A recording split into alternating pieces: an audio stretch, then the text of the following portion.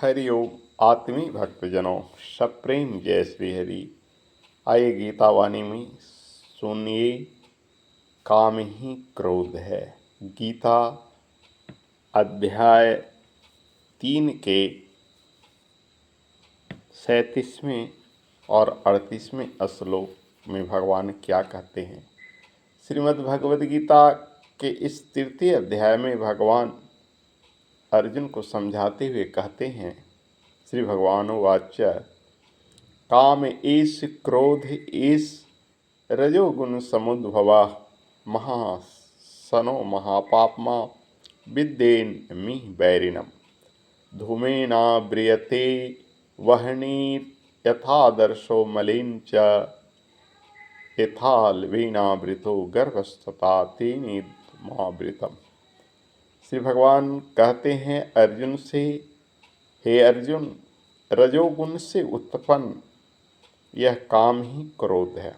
गुण 3 है, सत्वगुण, रजोगुण और तमोगुण। हालांकि काम तमोगुण में आता है, फिर भी उसकी उत्पत्ति रजोगुण से होती है।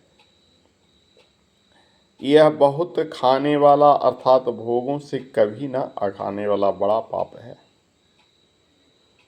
काम की तृप्ति मनुष्य के जीवन में कभी नहीं होती है। वह जितना ही काम सुख लेना चाहे, लेकिन वह कभी तृप्त नहीं हो सकता है, अतृप्त ही रहता है। काम के विषय में कहा गया है, महाराज ययाति के विषय में, कि ययाति जीवन भर सुंदरियों से घिरे रहे, अनेकों पत्नियां किए और फिर भी उन्हें संभोग सुख से तृप्ति नहीं मिली। जब वो वृद्ध हो गए, इंद्रियां शिथिल पड़ गई, तो भी उनको तृप्ति नहीं मिली, तो अपने पुत्रों से यौवन मांगा, लेकिन उनके एक ही पुत्र ने, पुरु ने उन्हें अपनी जवानी दिया और उनकी बुढ़ापा लिया। उसके बाद भी वो काम सुख से तृप्त नहीं हुए। बहुत दिन भोग भोगते हुए भी वो अतृप्त ही रहे। उन्होंने लिखा है कि दुनिया में जितनी भी रमणियां हैं, किसी एक पुरुष को संतुष्ट नहीं कर सकती है। काम एक ऐसा है जो जीवन में भी कितनों भी किया जाए तो भोगों से कभी संतुष्टि नहीं मिलती है। तो गीता में भगवान कहते हैं कि यह काम जो है कभी ना अघाने वाला बड़ा ही पाप है। इसको तो विश्व में बैरी जान, बैरी कहने का मतलब है दुश्मन, सबसे बड़ा शत्रु है। क्योंकि इसी काम से क्रोध की उत्पत्ति होती है। क्रोध कब उत्पन्न होता है? जब मनुष्य के जीवन में उसकी कामना अतृप्त रह जाती है, तो वह क्रोध करता है। और यह काम जो है धुएं से जैसे अग्नि ढक जाता है, मैल से जैसे दर्पण ढक जाता है, वैसे ही जैसे गर्भ जीर से ढका हुआ होता है, वैसे ही मनुष्य के जीवन में ज्ञान को यह काम यानी वासना ही ढक देती है। तो मनुष्य का जो जीवन है वह पारदर्शिता से तब परिपूर्ण होता है जब मनुष्य काम, क्रोध और लोभ ये 3 अवगुण से मुक्त हो जाता है। तभी वह ईश्वर को प्राप्त कर सकता है, उस सत्य को प्राप्त कर सकता है, उस ब्रह्म को प्राप्त कर सकता है। तो उसकी पहली सीढ़ी भगवान कहते हैं कि काम ही क्रोध को उत्पन्न करता है। अगर काम पर विजय प्राप्त कर लिया मनुष्य, तो क्रोध पर स्वयं विजय प्राप्त हो जाएगा और लोभ पर भी विजय प्राप्त हो जाएगा।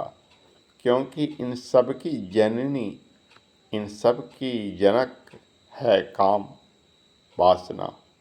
तो इसलिए मनुष्य को इस पर विजय कैसे प्राप्त करना है, तो इसके लिए भी जब अर्जुन प्रश्न करते हैं, चंचल ही मन कृष्ण, माने हे कृष्ण में ये मन तो बड़ा चंचल है, इधर उधर भागने दौड़ने वाला है, हम इसे कैसे वश में कर सकते हैं। तो भगवान इंगित करते हैं, अभ्यासेन वैराग्येन, यानी अभ्यास से और वैराग से।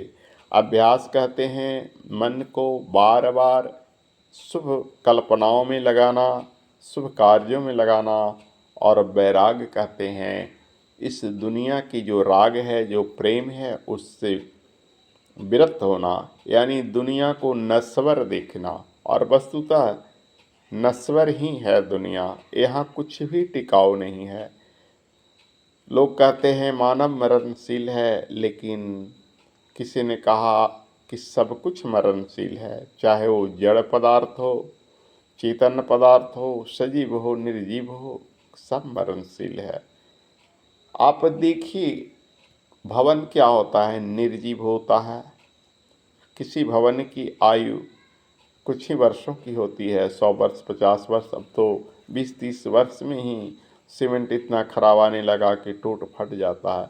किसी गाड़ी की भी आयु, लोहे की गाड़ी होती है, खरीद के लाइए तो 20-25, 10-15 से ज़्यादा नहीं चलेगा। तो कम से कम मनुष्यों की आयु तो कुछ उससे अधिक है। फिर भी मनुष्य अपने को संभाल नहीं पाता है और अपनी जिंदगी को तमोगुण में, रजोगुण में बर्बाद कर देता है और सतोगुण की ओर प्रवृत्त नहीं होता है। तो आइए भगवान श्री कृष्ण की इस वाणी को हृदयंगम करें, अपने हृदय में धारण करें और अपने आप को उन दुर्गुणों से बचाएं। हरि ओम तत्सत।